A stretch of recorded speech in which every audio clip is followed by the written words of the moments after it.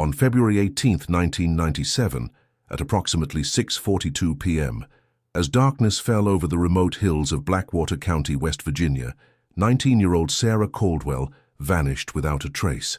The temperature had dropped to 28 degrees Fahrenheit that evening, with light snow beginning to dust the winding mountain roads. Sarah, a bright-eyed college freshman home for winter break, had been last seen leaving her family's compound, a collection of modest homes situated on 120 acres of densely wooded land known locally as Caldwell's Hollow. The Caldwell family had lived in isolation since 1972, when patriarch Elijah Caldwell, then 45, established strict rules forbidding family members from marrying outsiders. By 1997, the compound housed 38 individuals spanning 3 generations, all under Elijah's unwavering control. Sarah represented something different. She had been the first to leave the compound to pursue higher education, granted reluctant permission only after demonstrating exceptional academic promise and pledging to return after obtaining her medical degree. According to initial reports, Sarah had argued with her grandfather Elijah just hours before her disappearance. Her cousin, Thomas Caldwell, reported hearing raised voices from Elijah's cabin, with the patriarch shouting, "No Caldwell will ever marry an outsider as long as I draw breath." Sarah was reportedly seen exiting the cabin in tears, retrieving a small backpack from her mother's home, and heading toward the single dirt road leading from the compound to the nearest highway. The first search parties, organized by local Sheriff Hank Donovan, began at dawn the following morning, after Sarah's mother, Elizabeth Caldwell, overcame family resistance to contact authorities. The initial search was hampered by a sudden winter storm that dumped 8 inches of snow overnight, potentially obscuring crucial evidence. The Caldwell family's historical distrust of outsiders further complicated matters, with many relatives refusing to speak with investigators or providing contradictory accounts. "The Caldwells have always kept to themselves," explained Sheriff Donovan in his initial press briefing. "This community has rumors about them going back decades, but nothing we could ever substantiate. Now we have a missing girl and a family that won't cooperate fully with our investigation." What made the case particularly troubling were the circumstances surrounding Sarah's departure.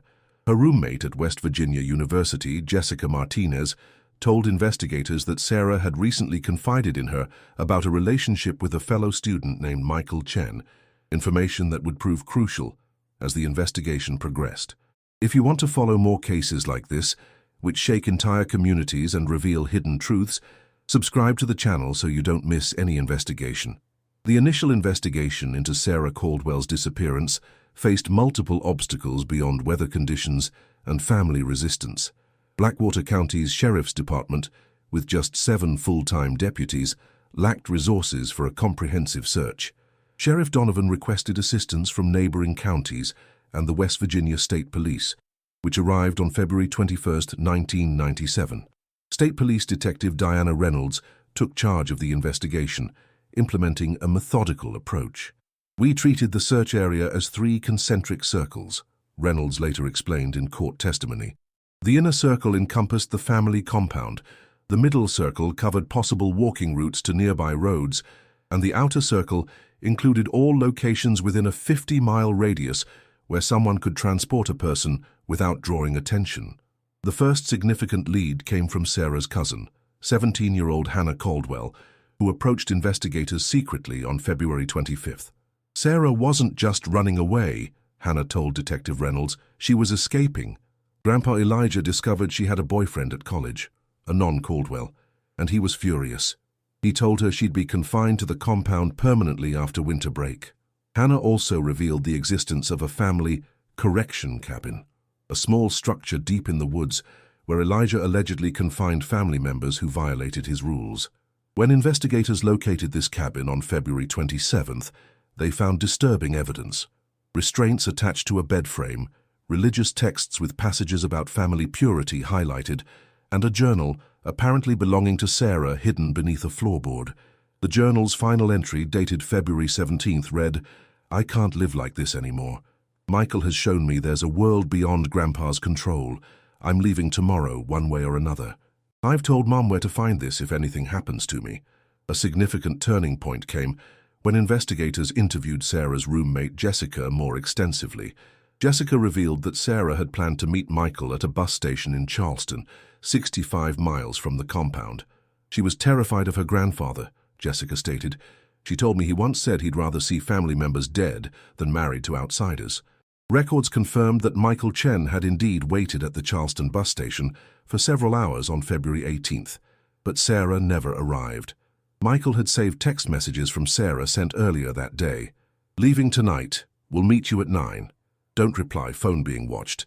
This was the last communication anyone outside the family received from Sarah.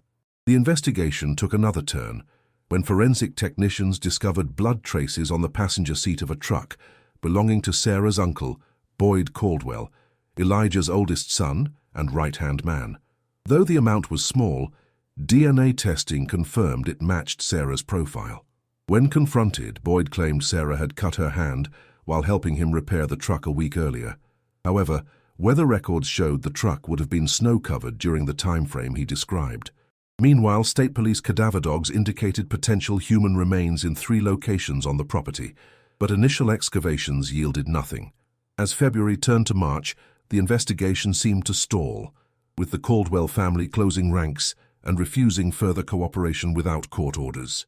What investigators didn't know then was that the case would remain unresolved for nearly 7 years, until an unexpected witness came forward with information that would break open not just Sarah's disappearance, but a pattern of disappearances dating back to 1972. On November 12, 2004, Detective Reynolds, now assigned to the Cold Case Unit, received a call that would fundamentally alter the investigation. Rebecca Caldwell, Elijah's daughter-in-law who had married into the family in 1970 before the isolation began, had fled the compound with her youngest daughter and wanted to speak with authorities. "I can't stay silent anymore," Rebecca told investigators during a recorded interview at a safe house in Charleston. Sarah wasn't the first to disappear. There have been others, 7 that I know of since 1972. Rebecca provided a chilling account of life under Elijah's control. According to her testimony, Elijah had established what he called the family covenant in 1972 after his oldest daughter, Margaret, announced plans to marry a man from outside the family. Margaret disappeared 3 days later. Elijah told the family she had chosen the outside world and was dead to them. "He gathered everyone together after Margaret left," Rebecca recounted. "He said God had spoken to him, that the Caldwell bloodline was sacred and must remain pure. Anyone who defied this command would face judgment." Rebecca's testimony led investigators to review missing persons reports from the region dating back to the 1970s. They identified 6 individuals who had connections to the Caldwell family and had vanished. Margaret Caldwell, 1972, age 19, James Caldwell, 1979, age 17, Ruth Caldwell, 1985, age 16, twins Peter and Paul Caldwell, 1990, ages 18, and now Sarah Caldwell, 1997, age 19. Armed with this new information, authorities obtained a warrant to conduct ground-penetrating radar searches across the entire Caldwell property. On December 8, 2004, technicians detected anomalies consistent with disturbed soil at multiple locations, including an area behind the correction cabin and beneath an old apple orchard. The subsequent excavation, beginning on December 15, 2004, uncovered human remains in 5 locations.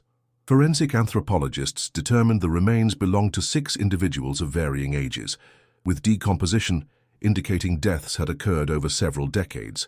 DNA testing would later confirm these were the remains of the missing Caldwell family members, with the exception of Sarah. As news of the discoveries spread, former members of the extended Caldwell family who had left the compound decades earlier came forward with accounts of Elijah's escalating control. They described a man whose initial religious devotion had transformed into paranoid domination, fueled by isolation and enabled by family members too fearful to oppose him. Perhaps most significantly, investigators discovered a hidden room in Elijah's cabin containing detailed journals documenting his family purification mission. The journals revealed Elijah's twisted logic. He believed modern society was corrupted, and that only by maintaining blood purity could his family survive the coming apocalypse he predicted. The journals contained disturbing entries about each missing family member, referring to them as sacrifices necessary for family salvation. The most shocking revelation came from Rebecca's daughter, Abigail, who had been 11 years old when Sarah disappeared. "I saw Uncle Boyd and Grandpa taking Sarah to the correction cabin that night," she testified. "She was struggling. Later I heard screaming, then nothing. The next morning, Uncle Boyd dug a deep hole near the creek, but I was too scared to tell anyone." Leave in the comments. Never give up on the truth if you believe all missing persons. The excavation of the creekside location Abigail identified revealed the final, heartbreaking truth about Sarah Caldwell's fate. On January 7, 2005, investigators uncovered human remains confirmed through dental records and DNA testing to be those of Sarah. Forensic analysis indicated she had suffered blunt force trauma to the skull before being buried in a shallow grave that had been subsequently deepened and concealed. By this time, both Elijah and Boyd Caldwell had been taken into custody.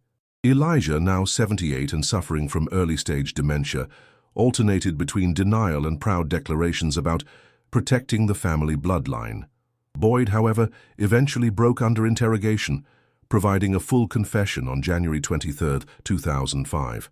According to Boyd's statement, Sarah's determination to leave and marry her college boyfriend represented a direct challenge to his father's authority.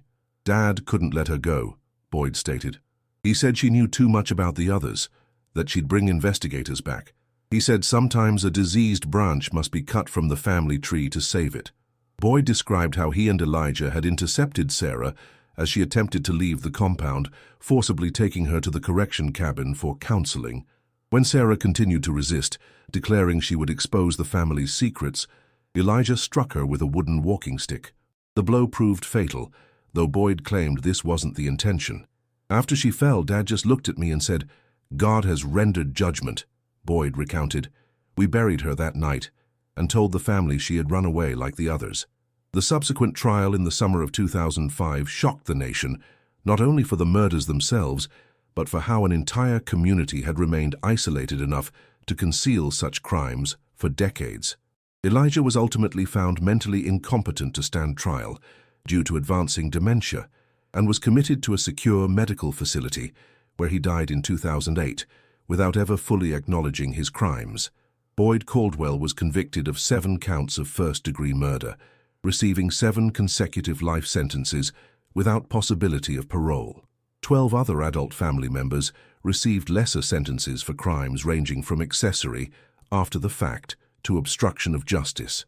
The case led to significant reforms in West Virginia's approach to isolated communities, with new protocols established for welfare checks on children in remote areas and enhanced training for rural law enforcement in identifying signs of controlling family structures. For the surviving Caldwell family members, particularly the younger generation, the aftermath brought both trauma and liberation. Many required extensive therapy to overcome decades of conditioning. Sarah's mother, Elizabeth, established a foundation in her daughter's name, dedicated to helping people escape controlling family situations and cults. Michael Chen, the boyfriend Sarah never got to meet that February night, attended every day of the trial. In a victim impact statement that moved many in the courtroom to tears, he described how Sarah had dreamed of becoming a doctor and returning to help her community. She wanted to save her family, not from outside corruption, but from the prison they'd built around themselves, he told the court. Perhaps the most profound impact came in the form of educational opportunity. The settlement from a wrongful death lawsuit against the county, for decades of negligence in monitoring the Caldwell compound, established a scholarship fund for young people escaping restrictive communities. By 2025, over 200 students had received Sarah's Freedom Scholarships, many becoming advocates for cult awareness and family abuse prevention. The Caldwell case remains a powerful reminder of how isolation and unchecked authority can create environments where abuse flourishes in shadows, and of how the courage of witnesses like Rebecca and Abigail can ultimately bring truth to light, even decades later. If you watch this far, it's because you care about these cases that mark families forever. Leave a comment saying, "I watched until the end, so I can get to know you and know who really cares about the search for truth."